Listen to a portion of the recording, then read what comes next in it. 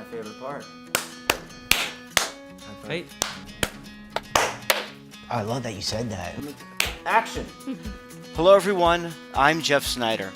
I've devoted over 2 decades of my life helping Americans across this country save and plan for their financial future. I'm starting out on a journey to educate Americans and help get people in this country saving.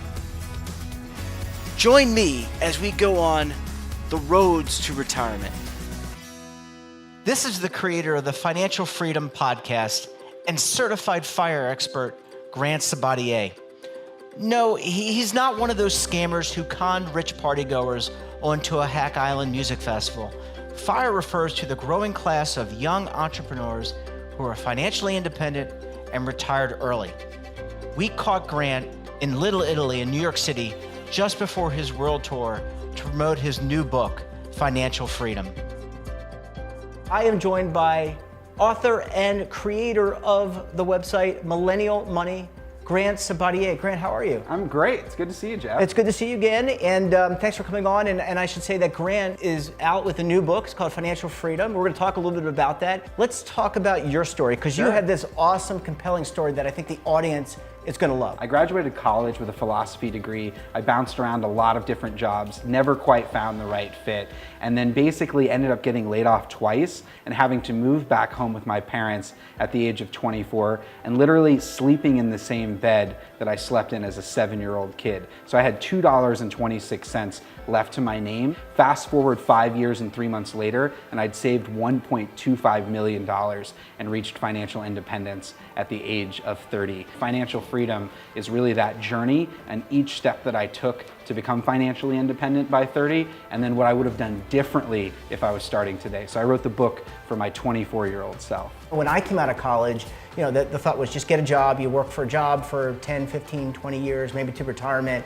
But now it's a lot different. Now when younger people are graduating, they have a plethora of options, and it's really enticing, of course, to want to be an entrepreneur, to want to go and be your own boss. The fact is, it's actually never been easier in history to make money. The challenge with that is that it requires a different rule book. How you optimize and get a full-time job, how you launch a side hustle, how you scale a side hustle. And the paradox of the gig economy is that even though it's never been easier to make money, that also makes it more competitive and a little bit more challenging. So doing things differently than other people is ultimately the way that you're going to be successful, and doing it in a way that ultimately helps you live the life that you love. People tend, in this country at least, tend to be a little bit more materialistic. They want things. And so they buy today and put things aside for tomorrow. So I think money only matters if it helps you live a life that you love. And that's one of those things. It doesn't matter how much money you have in the bank. If you're stressed out at your job and you don't like the life that you're living, that's a problem. I mean, life is way too short to have a boss that you don't like and to not enjoy it. And so we live in a world that asks us, how much money do we need? And the real question, the first question before you ask that, should be, what kind of life do you want to live? And then how much money do I need to live that life? And when I did that, 8 of the 10 things that actually make me happiest, you know, walking my dog in the park, having a glass of wine with my wife, reading a book, you know, those things are either free or very inexpensive. I love the fact that you're saying live the life that you want on your terms, because I can tell you from my own personal experience, oftentimes I lived my life to an image. You know, I wanted to be Gordon Gekko or Charlie Sheen's character in Wall Street. It's a great movie.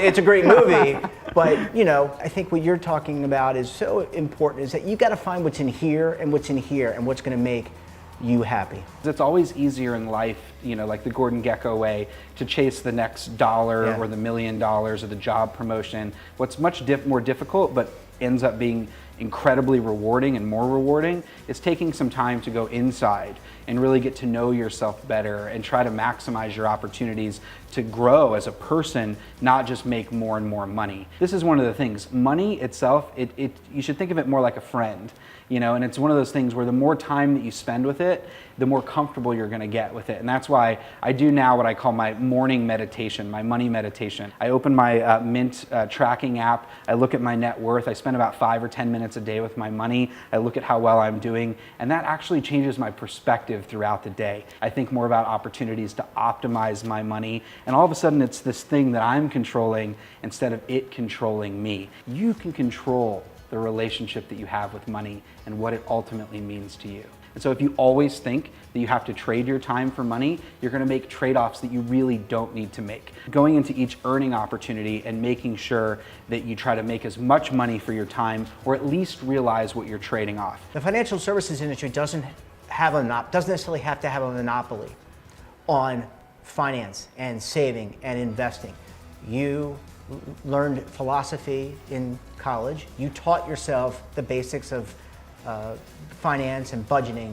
Anybody can learn this. All they've got to do is set themselves out to do that. Money's not complicated. It's how much you make, how much you spend, and how much you save. I mean, it's 3 levers that I talk about in the book. And we're not talking about you have to spend thousands of hours reading, money books like I did. Literally sit down and read my book in 3 or 4 hours, or listen to the audiobook, and you're gonna learn. It might be a lot to take in, and you might have to read it again, but actually I encourage that. I designed the book for you to read it once a year as you grow, as you change, and your relationship with money actually changes. What are the top 5 things that people can take away from your great book?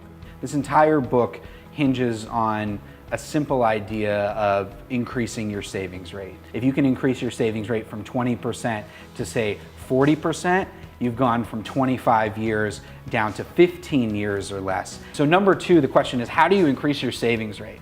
So we live in a world that tells us to budget, to cut those small purchases, but in reality, it's those small purchases that often give you the most joy.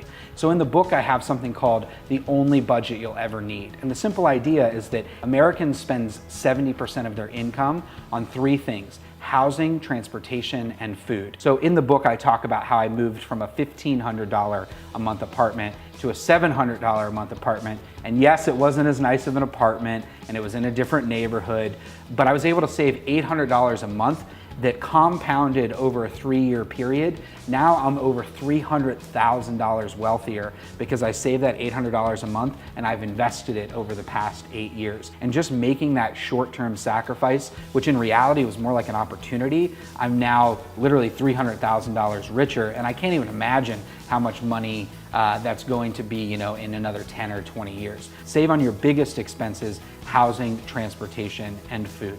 Number 3, a lot of people want to be an entrepreneur. The first thing that you need to do is optimize your full-time job. So where you're currently making money, a vast majority of people in the United States believe that they should be making more money. And in fact, they should be making more money, but they simply are too afraid to ask. Figure out how much money your company's making off of you, and what your market rate is, and how to negotiate a raise, and the best time to ask, which is Friday before noon over coffee with your boss, just FYI. So this is tip 4.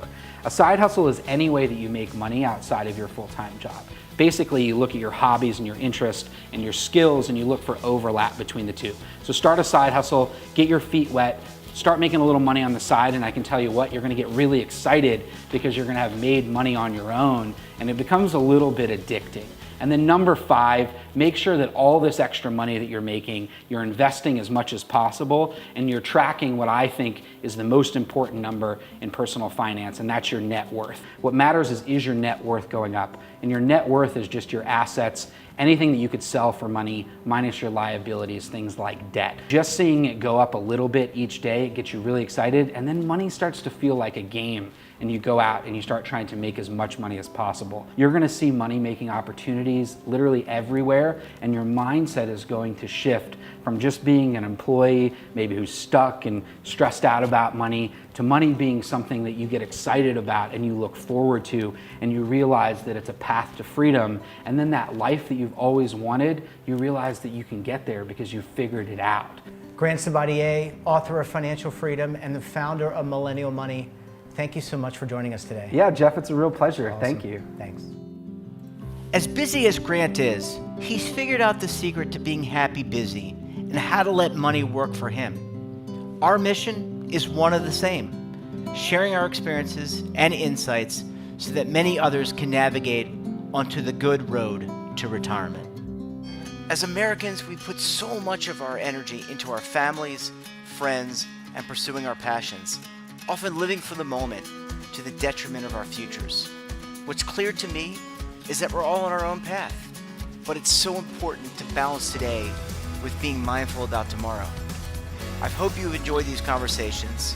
I'm Jeff Snyder, and I look forward to meeting you on the roads to retirement.